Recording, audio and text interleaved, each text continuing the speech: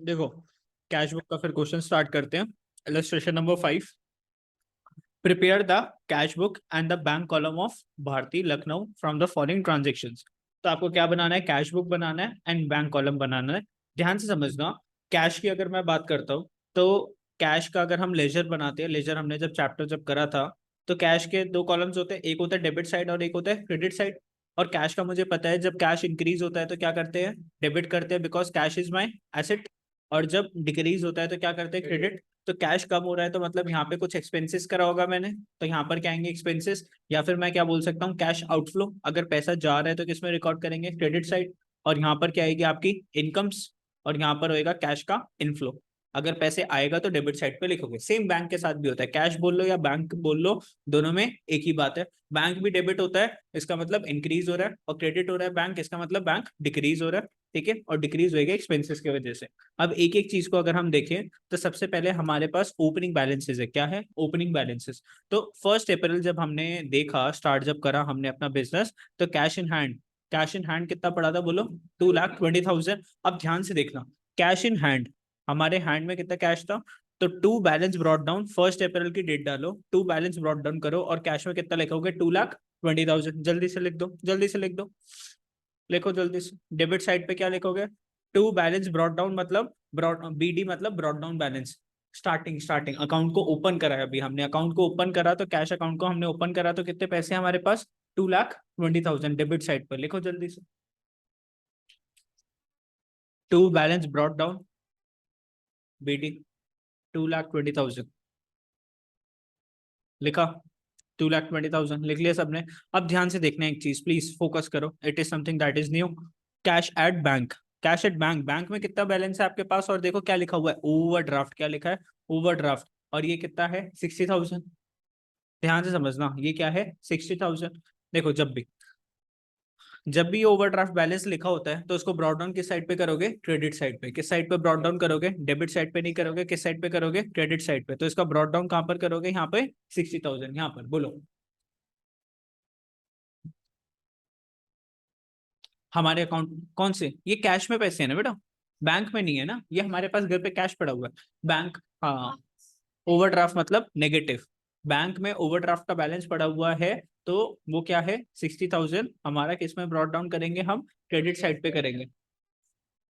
हम माइनस में नहीं, क्रेडिट साइड पे हम लिख देंगे। क्रेडिट साइड रिप्रेजेंट्स के बैंक हमारा नीचे गया हुआ है 60,000 से। अब देखो ऐसा क्यों है, अभी वो चीज भी मैं आपको बताता हूँ।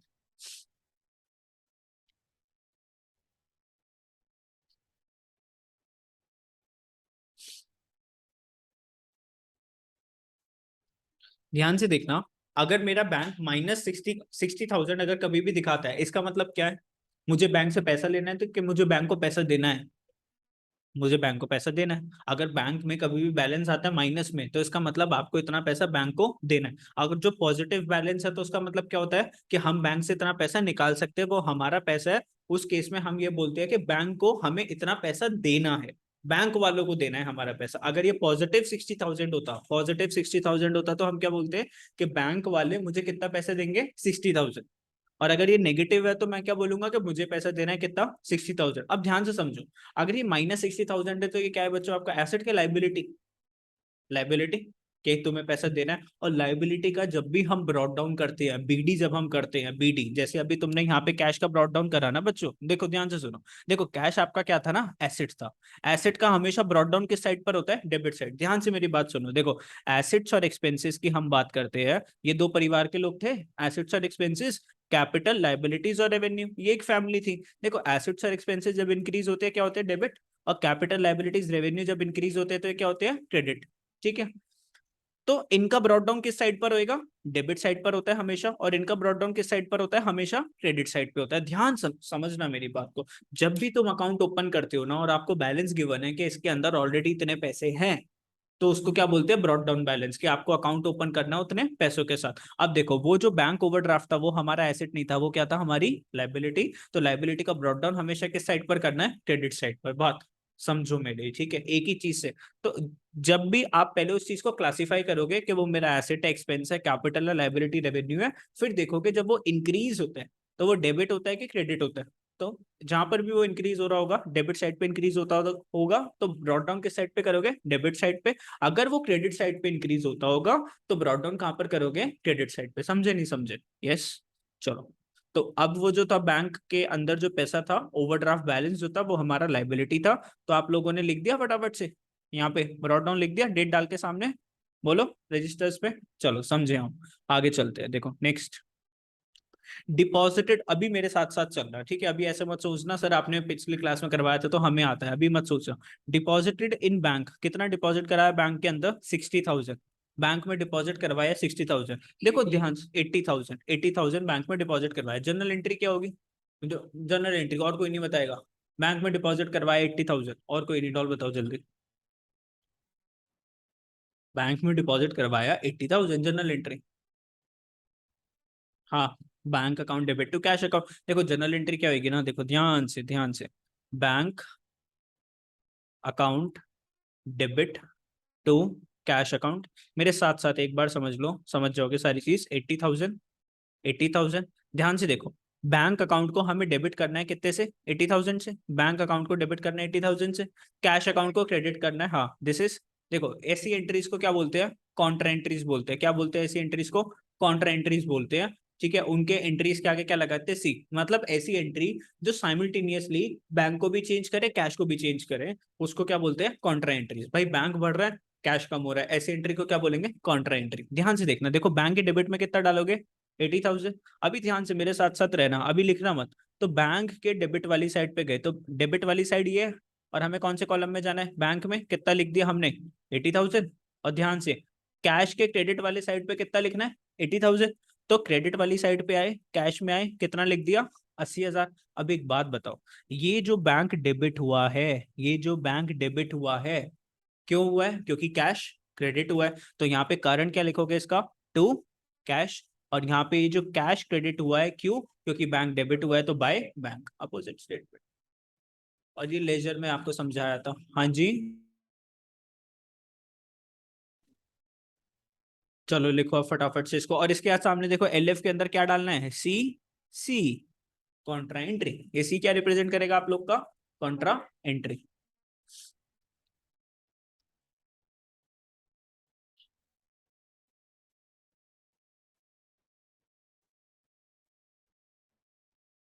देखो घर पे जिसने लेजर का अगर क्वेश्चन प्रैक्टिस करा है ना, तो उसको ये चीज बहुत अच्छे समझ में आ रही होगी, अगर आपने लेजर का क्वेश्चन करा है तो।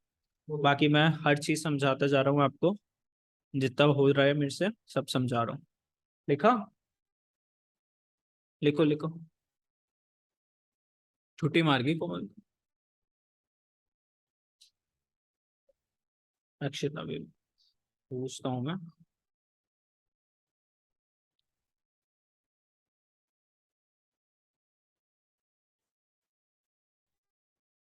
देखो ध्यान से, गुड्स परचेज्ड अगेंस्ट चेक।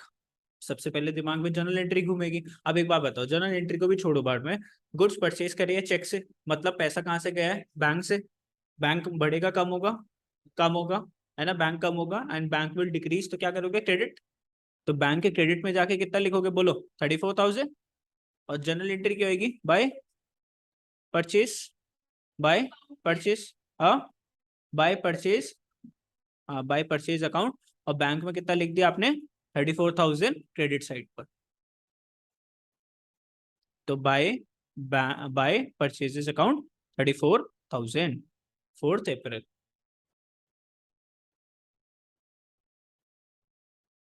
ठीक है, सिंपल। पैसे आ रहे हैं तो डेबिट, पैसे जा रहे हैं तो क्रेडिट।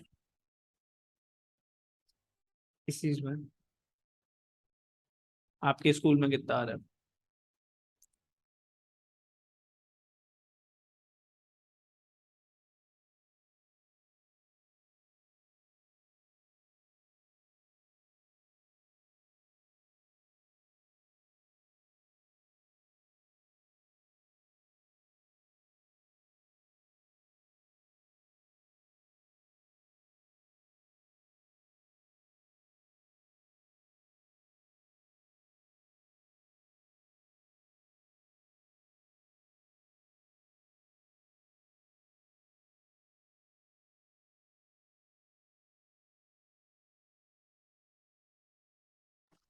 चलो आगे। कैश परचेज कितना कैश परचेज 16,000। तो कैश में आपने परचेज करा, तो purchase account debit to cash, purchase account debit to cash, cash जाएगा, कैश क्रेडिट होगा। तो कैश के क्रेडिट में कितना लिखोगे 16,000। आ जाओ फटाफट से लिख दो। हाँ, तो कैश को क्रेडिट करा एंड क्या लिखा, बाय परचेजेस 16,000। आ जाओ जल्दी से लिखो इसको, चलो डेट डाल के। 7 अप्रैल बाय परचेज 16,000, 16,000।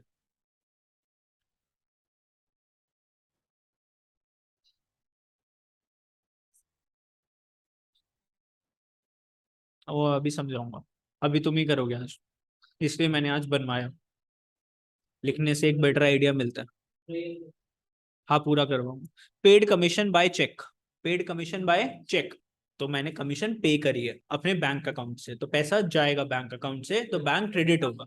ठीक है, 12,000 से। हाँ, बाय कमीशन करके लिख दोगे, बाय कमीशन, और यहाँ पे क्रेडिट साइड पे, हाँ बाय कमीशन अकाउंट 12,000। एसी तो सबके आगे लिखना है ना, अकाउंट अकाउंट सबके आगे, सर्दी हो गर्मी एसी लिखना ही।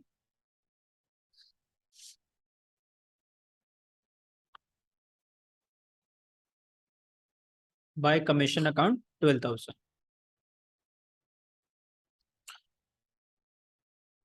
चले आगे, चलो next.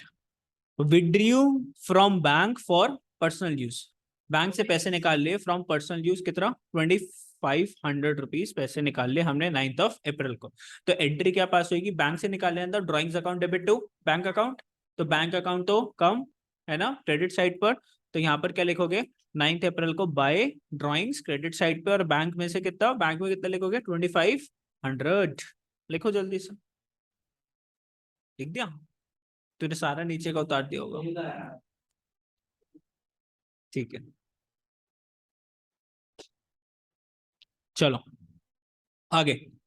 Received from Ved 6,000, half of the amount was deposited into bank on the same day. तो वेद से कितने पैसे आए मेरे पास ना, 6,000 आए। मान लो किसी बच्चे ने मेरे को 6,000 दिए, उसमें से मैं 3,000 रुपीज बैंक में डाल के आया, और 3,000 अभी भी मेरे पास में है।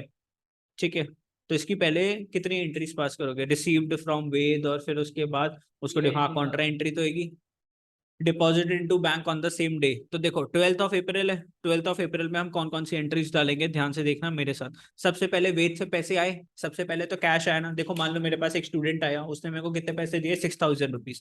तो पहले मेरे हाथ में कैश आया, कैश में पहले रिकॉर्ड करोगे, कैश इंक्रीज होगा डेबिट करोगे, तो कैश अकाउंट डेबिट टू वेद, कितना लिखा 6,000। चलो पहले ये वाली एंट्री लिखो, कैश अकाउंट डेबिट टू वेद 6,000। पहले तो कैश आया,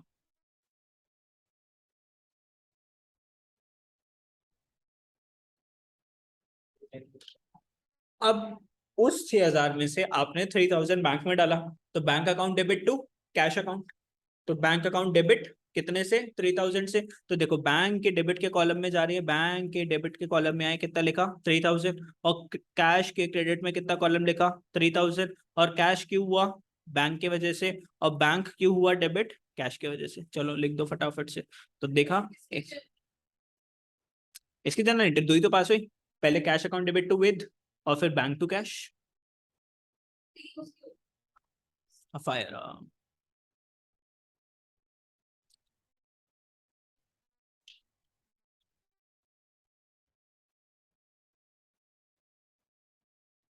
ठीक है ना। तो ऐसा क्वेश्चन आ गया, तो इसमें काफी सारी एडजस्टमेंट हुई। सी लिखना हाँ जरूरी ना, मैम काटेंगे, नंबर कट जाते हैं बिल्कुल। 2 बाय के इतने भर भर के नंबर कटते हैं क्लास 11th के अंदर, तो बहुत ज्यादा, क्योंकि अभी तो तुम लोग को ये चीज सिखानी है ना।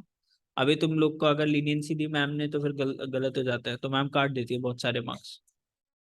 चलो आगे। इंटरेस्ट कलेक्टेड फ्रॉम बैंक, कितना 14,000 कलेक्टेड फ्रॉम बैंक। तो बैंक ने मुझे दिया कि मेरे से लिया,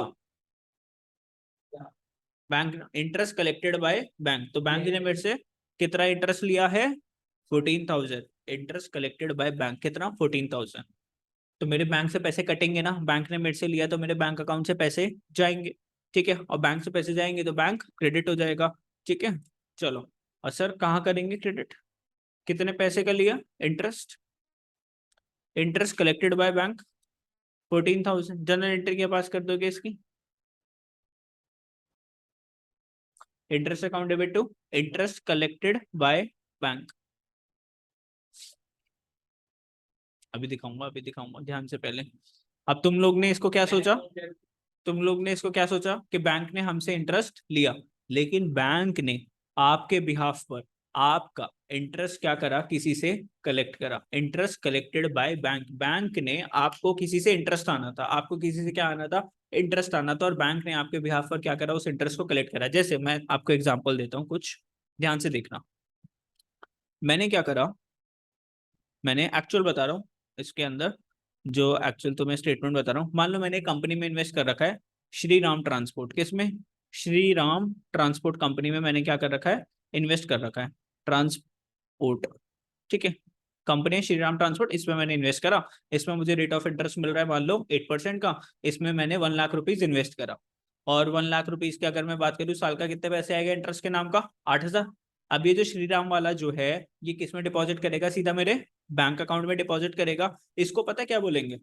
इंटरेस्ट कलेक्टेड बाय बैंक।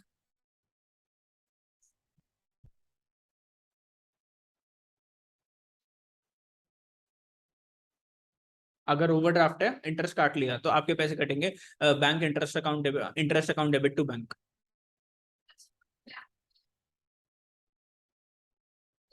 अगर अब बैंक आपका इंटरेस्ट के चार्जेस काटता है, तो interest account debit to bank, bank से पैसे चले गए। अभी यहाँ पे बैंक में क्या आए हैं? पैसे इंटरेस्ट के नाम के।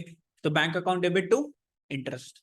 इंटरेस्ट हमारी क्या थी? इनकम। तो bank account debit to interest income. हाँ भाई, मैंने कंपनी में इन्वेस्ट करा।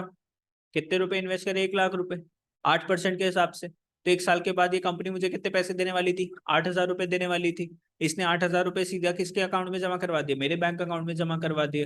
कंपनी मेरे को देने वाली थी, मैंने कंपनी को क्या बोला? मेरे को ना देके किस में डिपॉजिट कर दे? मेरे बैंक में डाल दियो। तो ये जो इंटरेस्ट है, मैंने ना लेकर किसने मेरे बिहाफ पे कलेक्ट कर लिया? बैंक ने। तो बैंक को मिला, तो बैंक में पैसे आए, तो bank account debit to interest. अभी समझाऊंगा ना, अभी समझाऊंगा। ठीक है, bank account debit to interest.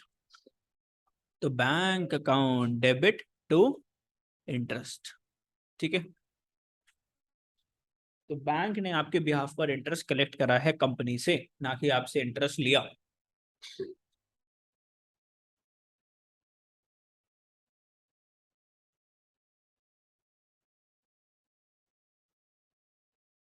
ठीक, समझे?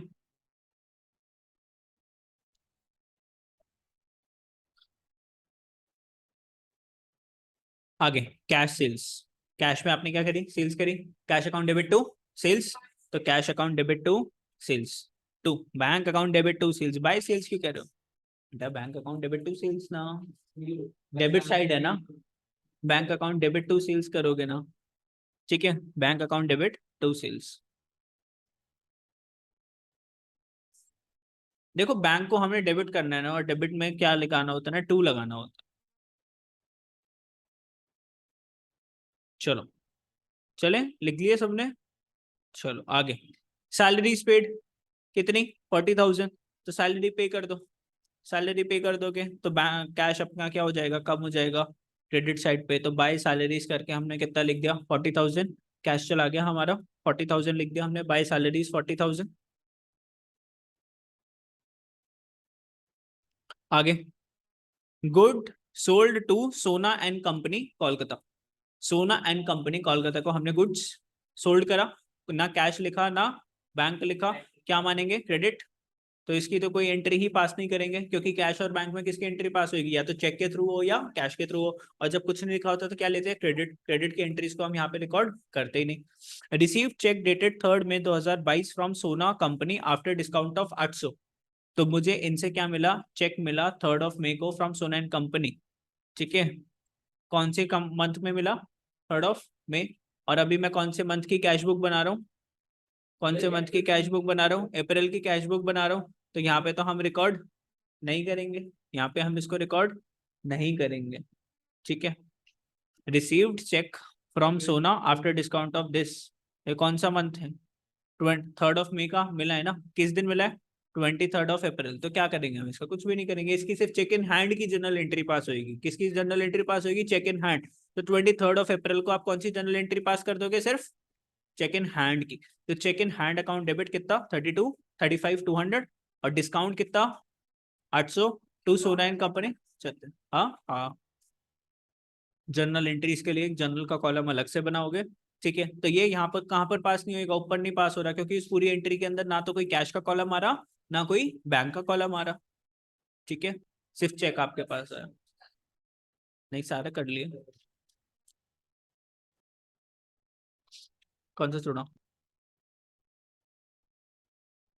अब एक काम करो जल्दी से, अब सारी साइड का टोटल निकालो जल्दी से। कैश का, डेबिट का सारा टोटल निकालो, बैंक का डेबिट का पूरा टोटल लिखो, कैश का पूरा क्रेडिट का टोटल लिखो, और बैंक का क्रेडिट का टोटल करो। जल्दी से करो एक बार, फिर मैं आपको एक्सप्लेन करता हूँ। देखो देखो देखो देखो, अब पहले ये सारी खिचड़ी खत्म करते हैं और फिर आपको समझाता हूँ। देखो बच्चों, आपने सारा इस साइड का टोटल करा ना, टोटल इस साइड का आपका कितना आया? 268। एंड अगर आपने इन सारी आइटम्स को आपने सिर्फ रिकॉर्ड करा है, इसका टोटल कितना आ रहा है आपके पास? 139,000। मैंने क्या बोला था? हमें अकाउंट्स को क्या करना है? क्लोज करना है। तो यहाँ पर कितना आ गया? 268। हमें यहाँ पे भी कितना करना है इसको लिखने के लिए? 268। अब एक बात बताओ ना, 139 के अंदर ऐसा क्या प्लस कर दूं कि वो किसके पास पहुंच जाए? 268 के पास पहुंच जाए। तो हमको क्या करना पड़ेगा? 268 माइनस 139, ऐसे कर देंगे ना। तो माइनस 268,000 कितना आ जाएगा? 1,29,000। कितना आ जाएगा बैलेंसिंग फिगर निकल के? 1,29,000। कैसे आया ये? 268,000 माइनस 139,000, बस। हाँ हाँ, 129, 1,20,000। हाँ हाँ, दोनों में से कुछ भी आ सकता है। ठीक है, ये मैंने आपको सिखाया बस कैसे हो सकता है। ठीक है, उस साइड भी बैलेंसिंग फिगर आ सकते हैं, क्रेडिट साइड भी और डेबिट साइड भी। अभी बैलेंसिंग फिगर किस साइड आई? Credit side. ये डेबिट साइड भी जा सकते हैं। मैंने सिर्फ आपको एक मैकेनिज्म समझा दिया, how you have to do. हाँ, रिमोट डाल देना तेरे मुंह में अब तुम्हें बस। अच्छा, चलो। अब इस वाली साइड का आप लोग ने कितना टोटल निकाला? इस वाली साइड का, बैंक वाली, कितना टोटल आया होगा इसका? 1,85,500 निकाला था टोटल। कितना आया था? 1,08,500। और इस वाली साइड का आपने कर रखा होगा, तो 80 प्लस 14, 94 प्लस 3, 97,000। तो देखो यहाँ पे इन सबका टोटल करोगे तो कितना आएगा? 97,000। बच्चों बड़ी वाली साइड कौन सी है? ये 108,500। तो यहाँ पर भी कितना लिखना है? 108,500। तो 97,000 में कितना प्लस कर दूं कि वो कहां पर पहुंच जाए?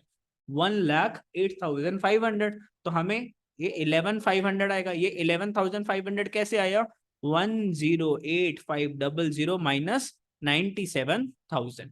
तो यहाँ पर बैलेंसिंग फिगर किसकी निकल के आई? हमारी बैंक की। और कैश की बैलेंसिंग फिगर यहाँ पे निकल के आई। ठीक है, चलो करो अब जल्दी से, कंप्लीट कर लो इस क्वेश्चन को, समाप्त कर दो, फिनिश कर दो।